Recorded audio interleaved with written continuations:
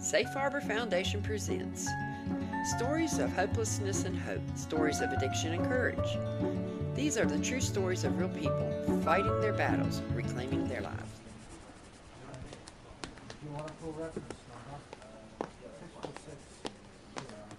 My name is Terry. I am 59 years old today. I'm a person in long-term recovery. I have coming up on 3 years clean. I grew up in southern West Virginia. I come from a good but rocky type situation at home. We had both parents in the home and grandparents were active in our lives, but my parents at that time in my earlier childhood drank a lot and they'd fight a lot and stuff like that. But and my parents split up, and it was just my mom and myself and my two younger siblings. And I really wasn't much of a partier or anything like that till I got older. When I turned, say, 18, 19 years old, I started hitting the bars because at that time you could go to the bars at 18. Hitting the bars and started partying.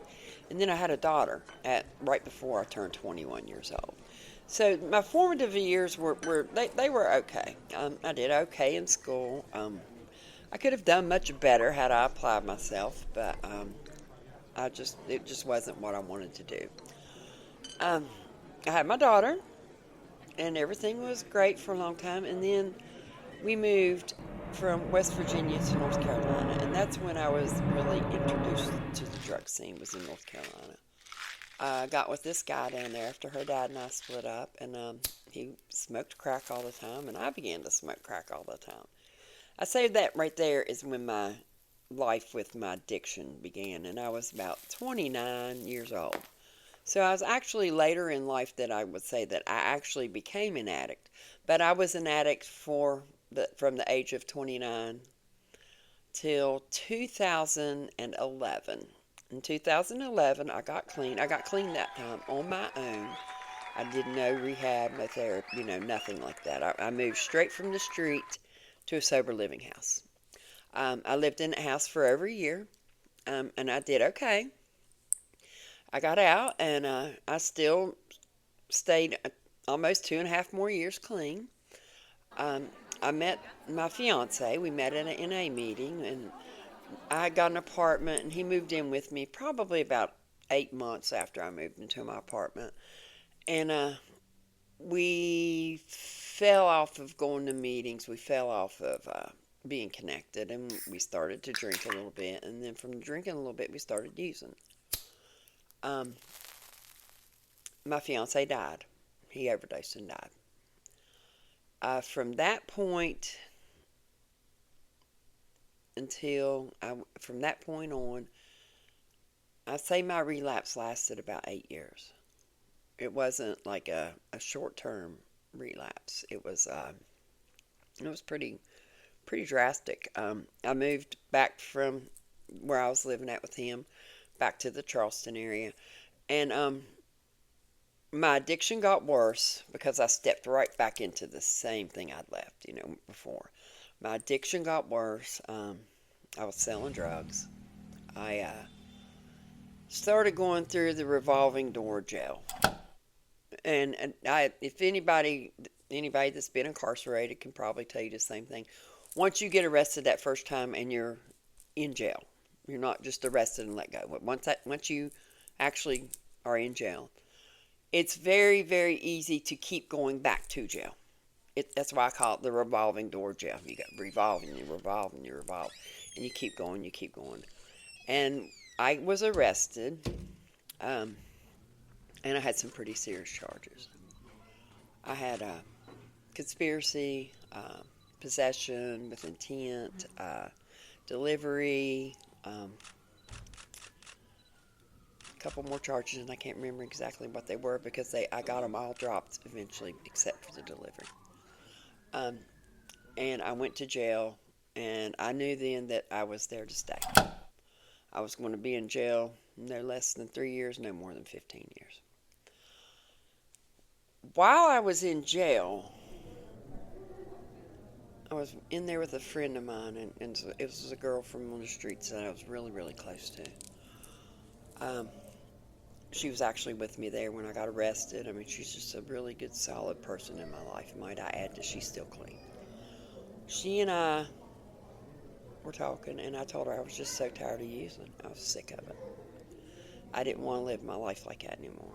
I'm too old. I've got grandchildren. I've got to be active in their life. I need to be active in my daughter's life. I need for my mother to be able to see her daughter do something with her life other than go to and from jail and live in trap houses and just struggle and struggle. And that's all I did. I struggled.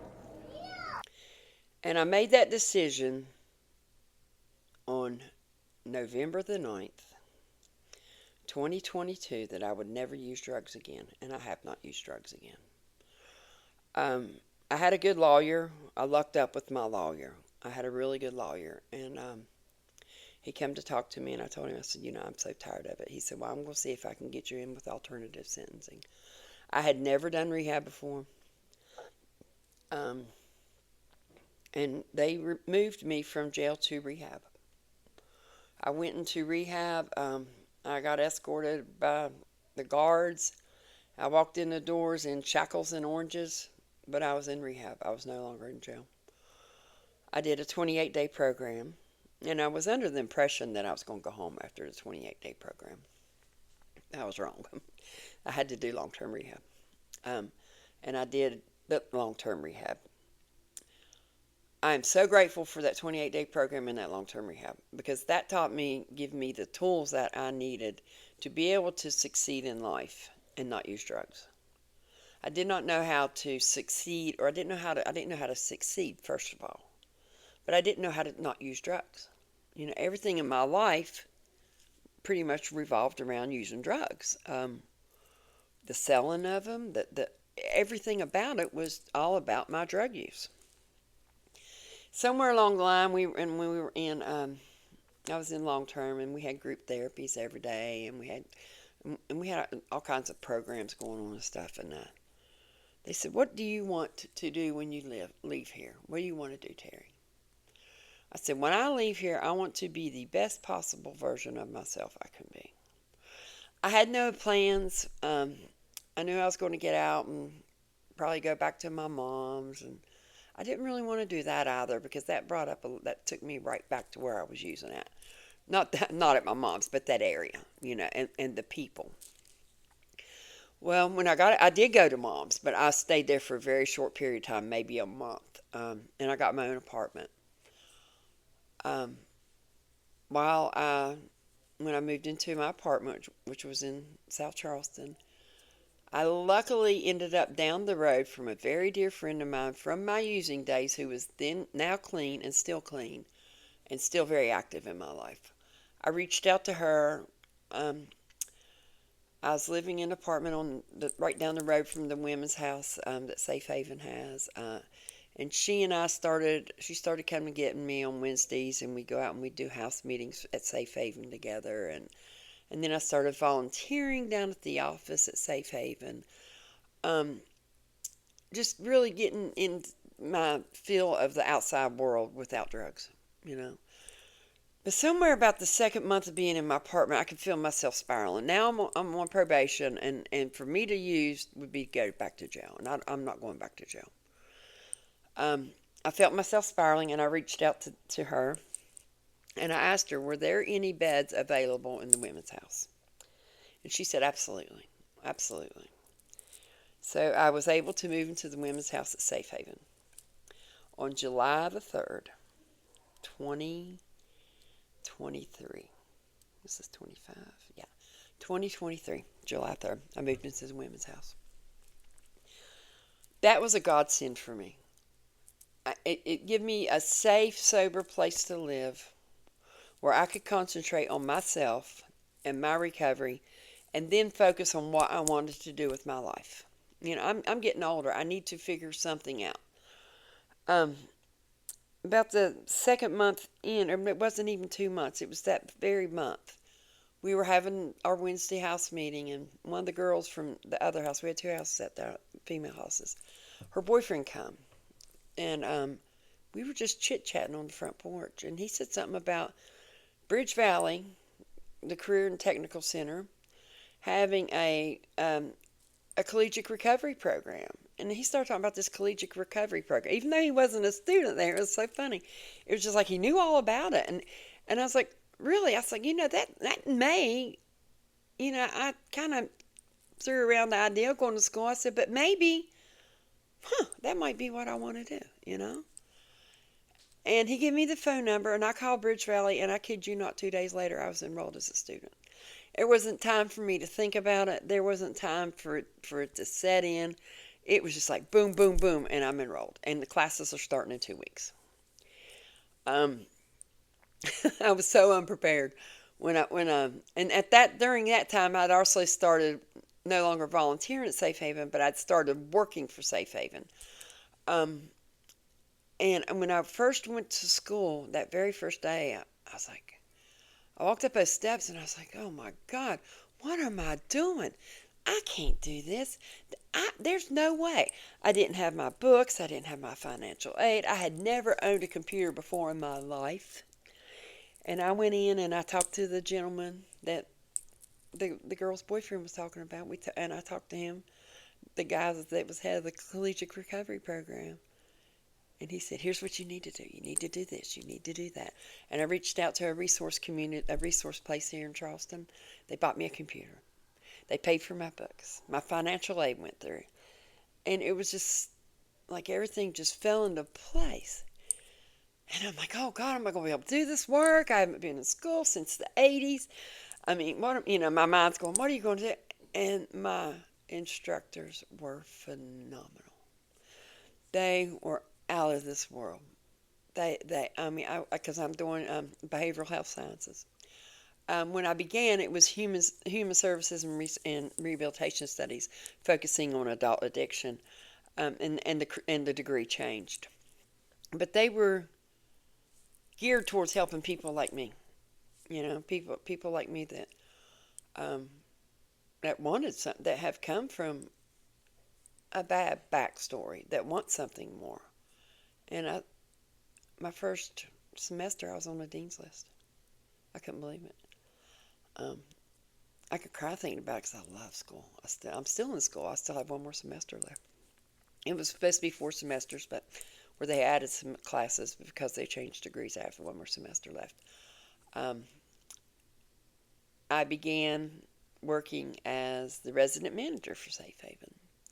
And that is where I keep up with the residents' day-to-day activities.